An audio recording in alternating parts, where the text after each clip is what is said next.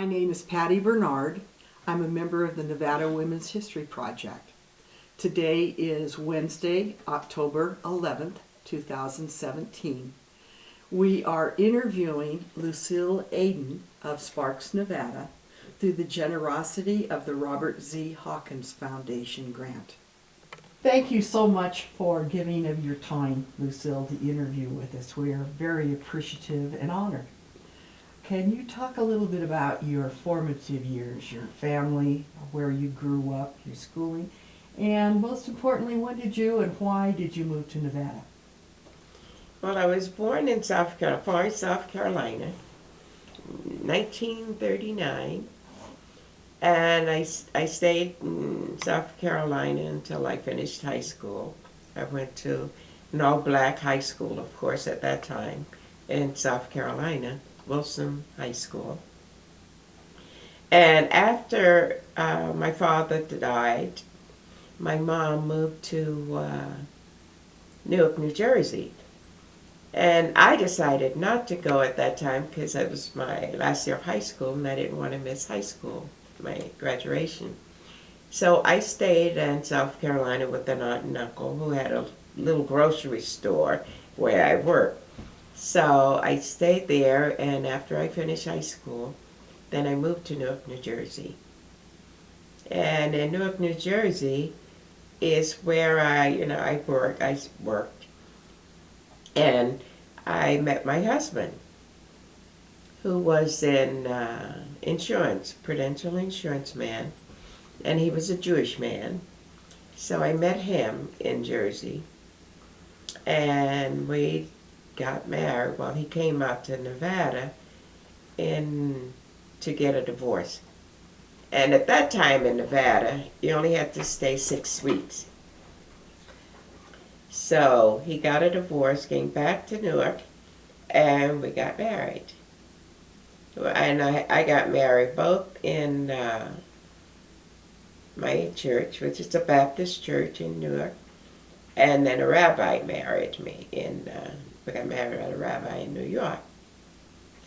A couple things that I want to go back to. Who were your parents? Can you give me their names? My parents were Josephine and Lancaster Williams. This is a picture of them when I got married.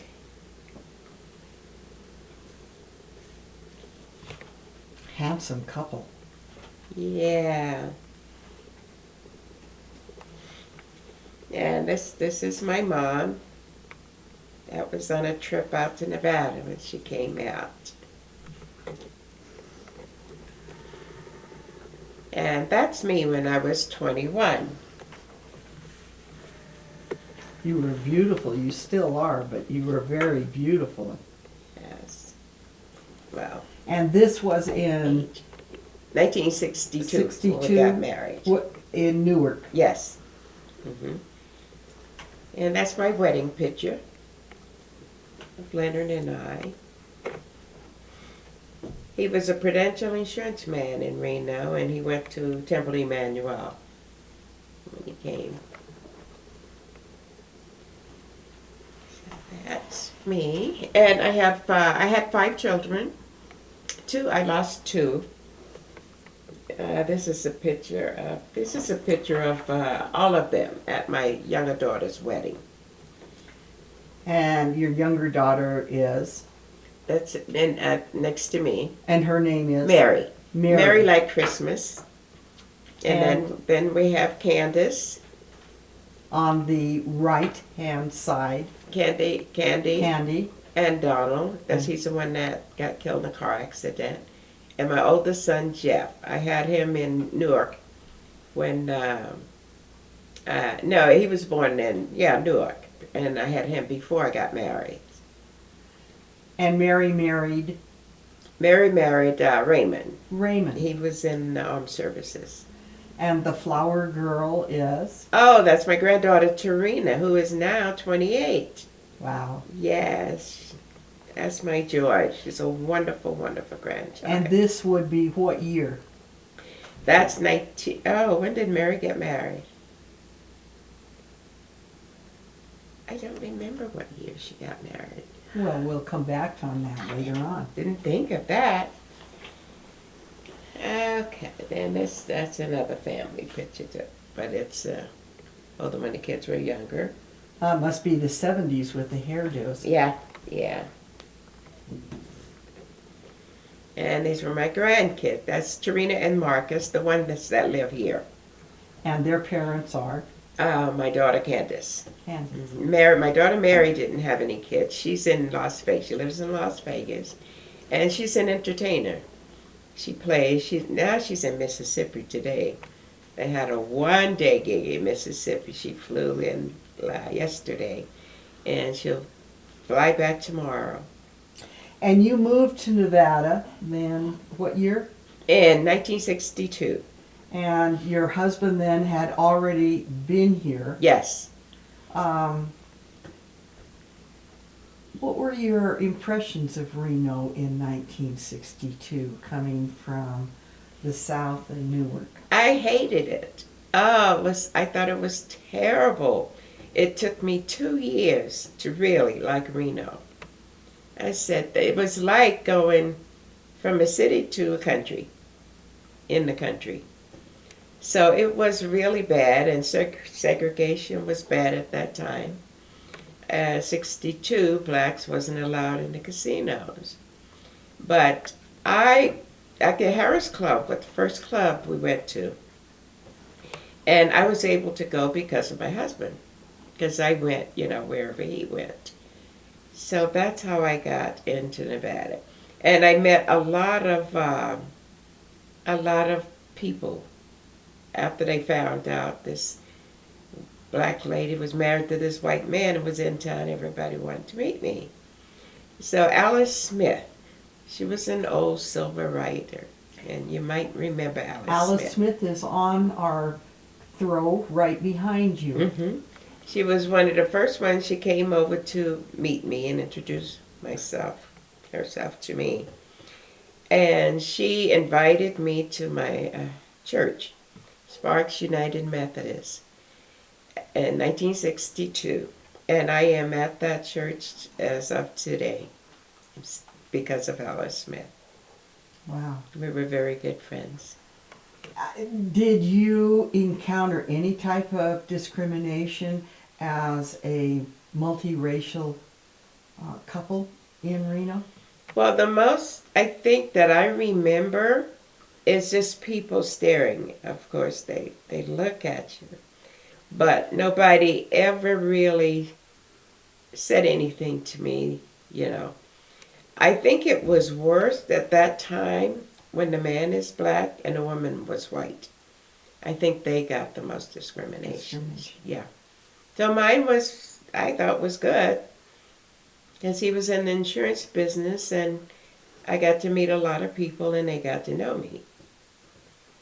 And he was the cause of most black people at that time getting insurance, because he would go door to door, and he worked in the black neighborhood. So I didn't live in a black neighborhood, but that's where he got most of his clients. You have many accomplishments, and I know that your road from 1962 to 2017 has been long and varied. How did you get to your present position and the things that you do? What was your path? Well, my path, I think, because I was a stay-at-home mom. I didn't start working until my last kid was in kindergarten, because I was always volunteering at the schools. So at that time, they asked me to be an aide, since I was already at the school. So I started as an aide at the school, 1 hour a day, because I didn't know I could get paid for doing that. Same thing the others did. And there was a position opened up at Dilworth Middle School. And J. Wood Raw asked me, did I want to work at the school? So I was the aide to one of the counselors. And I did that, I think, for 2 years. And I went to Agnes Risley as a clerical aide with Ted Lockie. And when I was doing that, the clinical aide position came up. And I was the first clinical aide in Washoe County. So that was a sure thing each year. The clerical aid depends on the money, and the clinical aid was a sure thing because we would be hired every year. Do you remember what year that was? Oh, yeah, in the 70s. I know I worked there, the school district, for 14 years. And I can't remember when I started at Agnes Risley. But it was in probably in the 80s, I guess, late 70s. And that's really how I got started. And being at Lincoln Park, my kids were at the Lincoln Park School, Nick Polikitis, but trying to get a school named after him. He got me interested in PTA, and I became president of Lincoln Park PTA and did that work. That's how I really got started with my volunteering activities. And I became president of Dilworth Middle School PTA. And when they built Reed High School, my oldest son went to Reed High School, I started PTSA at Reed High School. I was the first president there. And now I am the first Parent Hall of Famer at Reed High School. And they have my picture over the library still. And from that, I was the Sierra Nevada Council PTA president. And then I went to a Region 1 first vice president for the state. And that's as far as I got in PTA. And I said, well, it's time to get out. And during that time, I was asked to be on several boards. I think the first board I was on was Upward Bound, which was at UNR. And then I was asked to be on the Arts and Science Advisory Board at UNR. Then I went to American Heart Association, and I was Negro Business and Professional Women's Club president 3 times. And it's just been a roller coaster journey. I did TMCC Diversity Board and Diversity Board for the city of Reno and Washoe County School Diversity Board. And I was on the board with Bertha Mullins. She asked me to be on the board for the first Martin Luther King Holiday Committee. I think Governor Bryan signed the bill for that. And we all got a plaque for that. And during all that time of volunteering, I was asked to be on the Nevada Seniors Advisory Board, which I was the youngest member on that board ever, I think. So we got to check out the senior citizen centers, Las Vegas and across Nevada. And then it just went from there. You came to Nevada before the Nevada Civil Rights legislation. Mm-hmm. Can you talk a little bit about your activities in those early civil rights periods with some of the folks that are now deceased, but were right in the thick of civil rights and trying to get legislation? Mm-hmm. Well, I was involved with the NAACP, but with the young children I had. I wasn't directly involved with the civil rights movement, just behind the scenes thing. I didn't do like the marches and whatnot because of the kids. Oh, my husband was there. So I knew those people and I worked with them. Bertha Woodard, she went to my church also. But that's the extent of my civil rights movement at that time. And I think what happened, I got on all these boards I was asked to be on. I always said yes because I was the only black on those boards. So, and hoping that they would integrate them more by having blacks on. Ada Taylor, who was working at the university at that time, recommended me to be on those boards at the university. So that's really how I got started. But the civil rights, and when I was in South Carolina, I don't remember the civil rights activities. And probably because it was mainly black and white. They were all separate. So I didn't see any marches or any that was young at the time. And I didn't notice that. But I know it happened. But you were in definitely a predominantly area Mm-hmm. in your town. Mm-hmm. Yes, South Carolina. And so, how big was the town? Oh, the town was really small then. It was like, I would say a few thousand people in Florence. It was a little town. But there was still that split, that major Oh, yeah. split. Mm-hmm. It was, all like, I lived in an all black area, and then there was a white area side of town. So it was completely segregated. How do you feel about civil rights now, in 2017? How far we've come, or how far we... I know. I feel that civil rights has come a long ways. It hasn't gone as far as it should have, because there is still a lot of prejudice in the world, people hating people because of their religion or race. And I don't know whether that will be in my lifetime an issue that will ever change, because it still keeps popping up. And in this 1917, that really shouldn't happen. When I was president of the NAACP at our local banquet, when I addressed the audience, I would always tell them that we all are like a box of Crayola crayons. We're all the same. We're all different. We're all different colors, but in each color have their purposes. Why can't we be more like that? If everybody was blind, they would know the difference. Why do people have to treat races and religion different from them? I will never understand that. And that's an issue that probably will not be solved as long as I'm alive. I don't know. That's a wonderful way of looking at it. Mm-hmm. Mm-hmm. What motivates you to keep going? You must have an internal strength. Well, I think it's because I believe so much in the causes that I'm in and what they stand for and what I would like to see happen.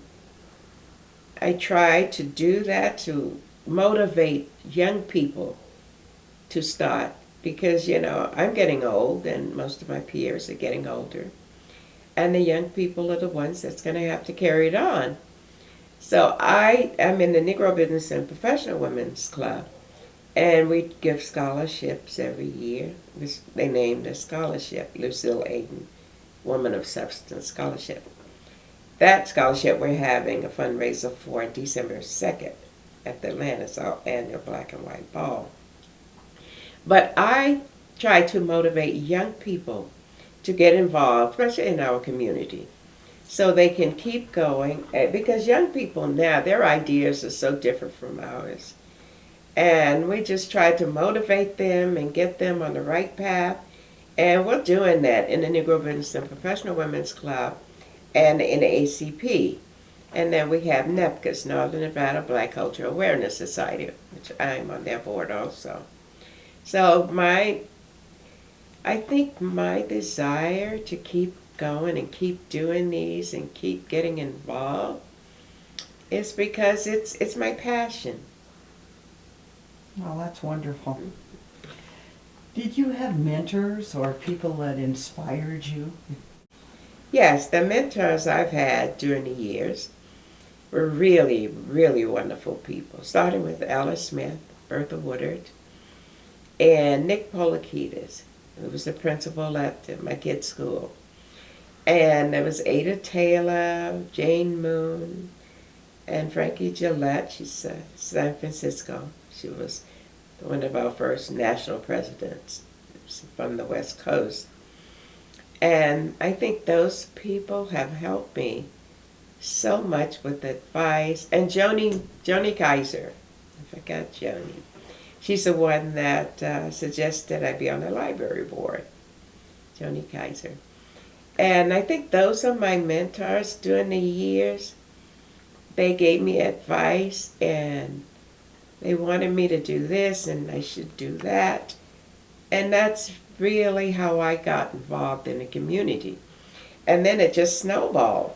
And there was a time when it seems as if I was involved in everything. Yeah. Evelyn Mount was also another one of my mentors. I've helped her with her food bank. Yes. So it's been a great ride. The two most important books I think that I've read was past President Obama's books and the book on Martin Luther King Jr. I think they were the most inspiring books that I've read. I don't read a lot. I like books on tape because I don't have time to read, really, and I read on the airplane when I'm traveling. So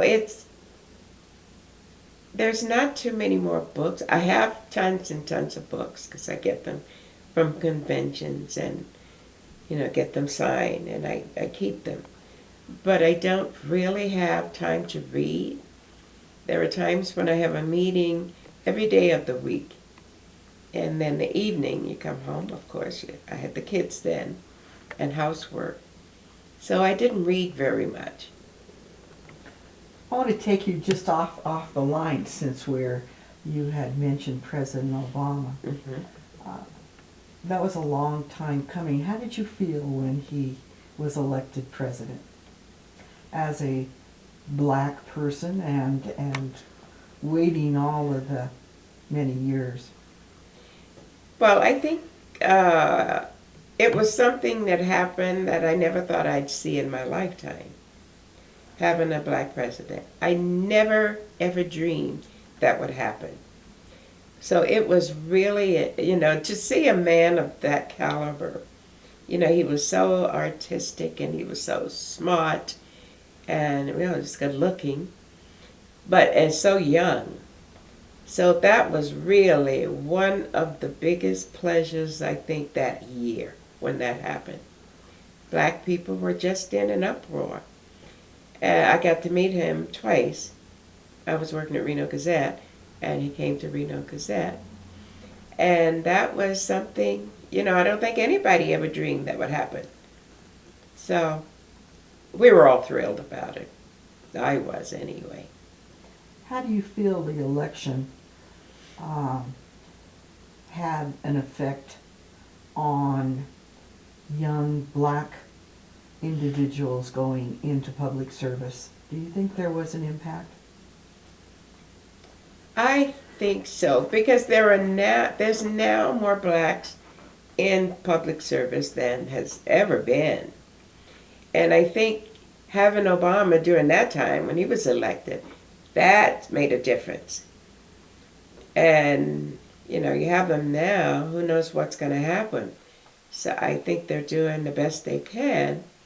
But there are many, many young black men going into politics and going into big businesses more than there's ever been before.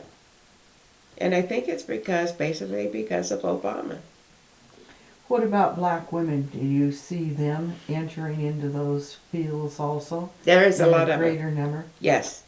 We've had more senators, congressmen, and mayors, police chiefs, on all facets of the community and in the states.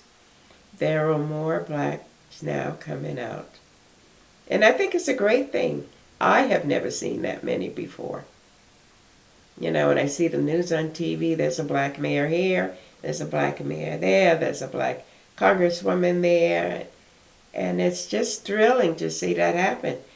So that means we are really integrating the society.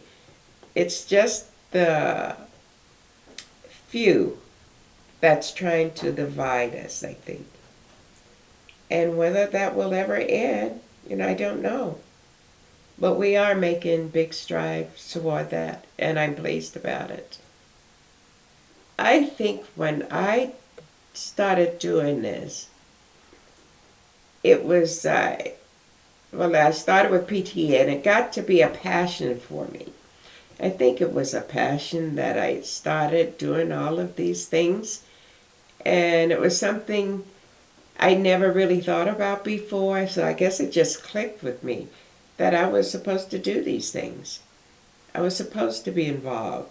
I was supposed to join these organizations, trying to make something better in each one and in the community.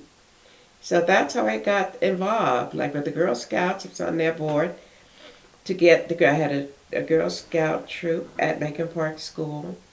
So I just gradually got involved in everything, and it just snowballed. And I don't know whether it's something that clicked in me or whether it began to be my passion. Because that's all I remember doing. Just trying to help other people and get involved in all these organizations. That's driving me crazy sometimes. But I guess I enjoy it, and I do it because I like to see things change. I like to see things getting done. So.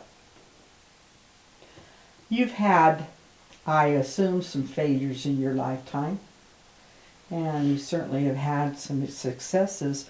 What have you learned from your life experiences?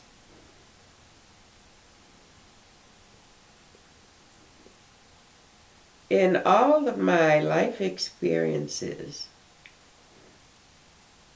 I can't remember too many failures because I am always a positive person.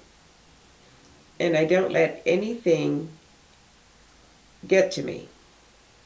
So that way I can't think of anybody that I have ever hated. You don't like everybody all the time. But I don't hate, and I don't worry about anything. I don't let anything worry me because you can't worry about something you have no control over and you can't change. So I just keep going. That's probably why I haven't had any failures, or I can't think of any failures that I've had. What about some moments, highlights? Oh, the highlight of my life. Oh, my goodness. There are many, many of those. A highlight, the biggest, I think, was when I met my husband. And in the 60s, meeting a white man who wanted to marry me was the biggest highlight, I think, of my life. And then having my children and not having to work, because I didn't have to work during my kids were little. And the biggest highlight, I think, is all of the awards I've received from all of these organizations. The Community Service and Sojourner Truth Awards, and Dedication Service Award, an award from Senator Harry Reid. So I think those were the biggest highlights of my life. And my grandchildren, the two that are here. My granddaughter that's here, she graduated from UNR on the dean's list. And she majored in neuroscience. Yes. And after graduation, she didn't continue because she didn't want to leave me here. She was afraid if she left town, something would happen to me. So they are just the light of my life. So failures, I can't think of any that I've had. Yeah. You are so fortunate. Yes, yes. You are obviously important in your family. Mm-hmm. How would you like to be remembered outside your family to the general public? Well, I would like to remember all the wonderful people that I've met. And I will always remember all of the organizations that I've served on and hopefully made a difference. I would just like to remain as someone that's a Sojourner Truth. I'm a Sojourner Truth. And what does she mean to you? Oh, she means a whole lot to me because of all the things that she's done, all the causes she worked for, trying to free people. And she is why our national organization have her as the matriarch. We have a statue of her, I think it's in Baltimore. So Sojourner Truth is a person that I think I would like to be like because of her strength and her determination and all of the things that she's done to try to free people. For those people that might not know who Sojourner Truth is, can you give a little bit of an explanation of when did she live and what she actually did? Sojourner Truth was a trooper, and she tried to free the slaves at that time. And she did. She did a lot of slavery transitions. She was a woman with strength, and she was a woman for equal rights for people, civil rights, to free them from slavery. And she was just a real trooper. I didn't write down anything about her in my deposition, But she is definitely important in the yeah. way that you Yes, she lead is. your life. Yes. Because of my involvement with the young girls, I was able to watch young girls like Joni Kaiser, Angie Taylor, and Marvell Phillips, who's the president of our club now.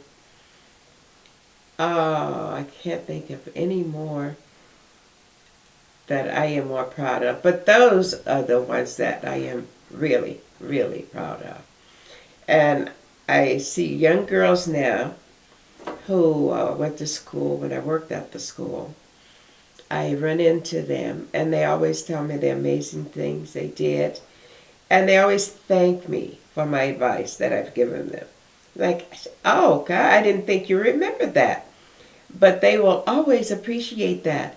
And I think that will be one of the things that will always stick with me, that I was able to help someone along the way. And those are the ones that really stand out at this point, those three women. Okay.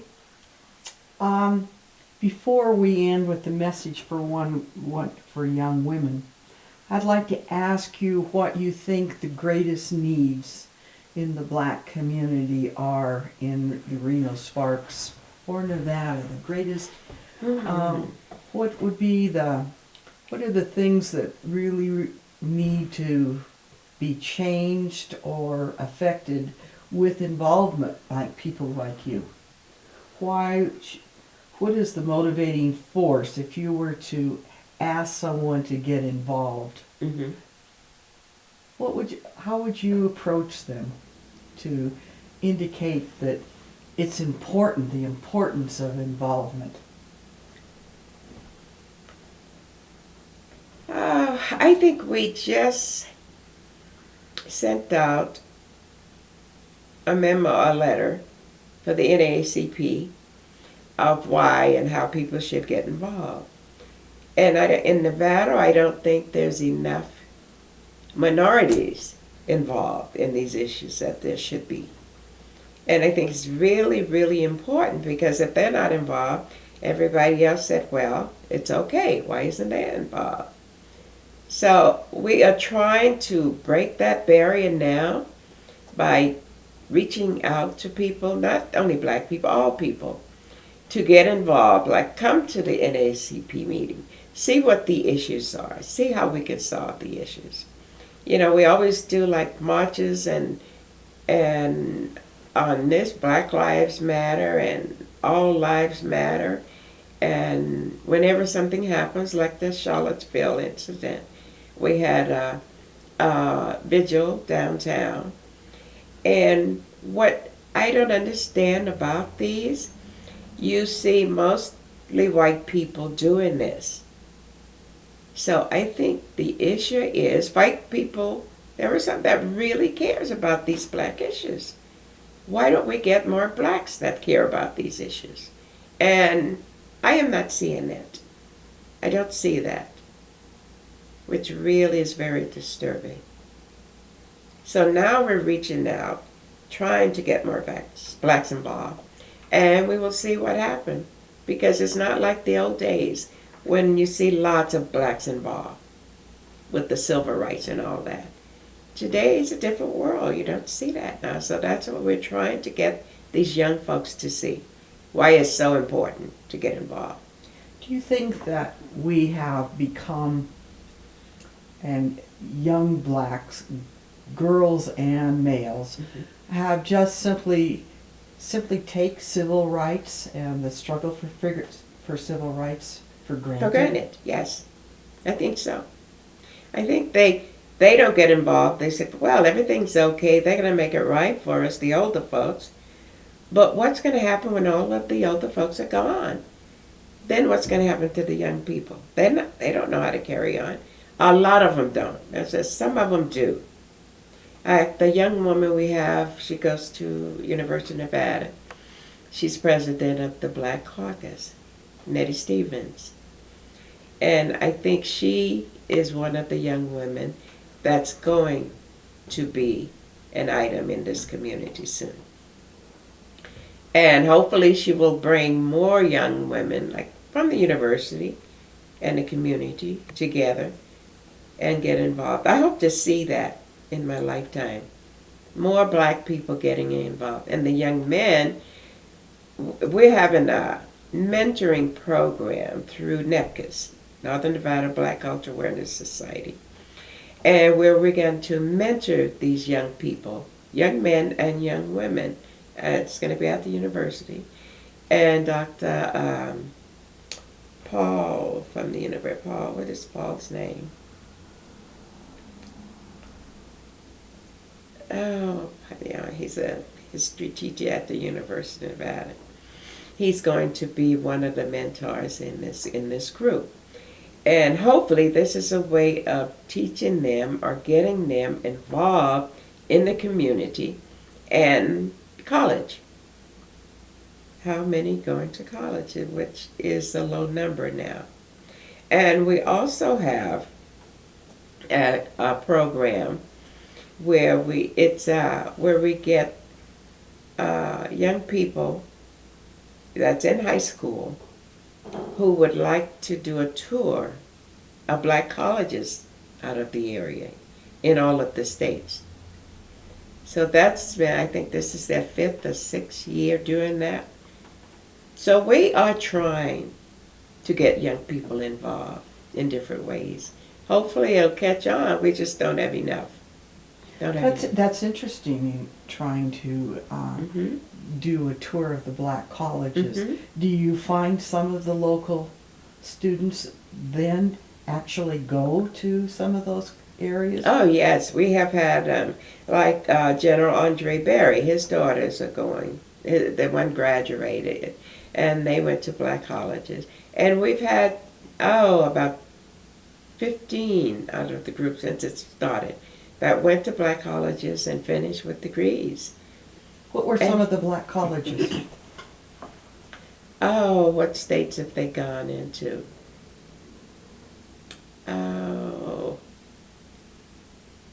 Johnson C. Smith, Morehouse, the one in D.C.,